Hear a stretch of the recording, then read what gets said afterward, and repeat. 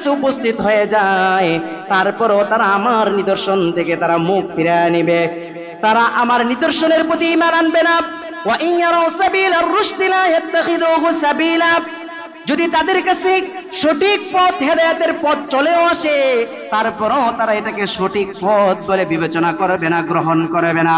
আল্লাহ তাআলা বলেন ওয়া ইয়ারাউ সাবিলাল গায়য়ি লা ইয়াত্তাখিযুহু সাবিলা, তবে তাদের কাছে যদি গুমরাহির পথ চলে আসে, তবে তারা সেটাকেই সঠিক মনে গ্রহণ করে নিবে।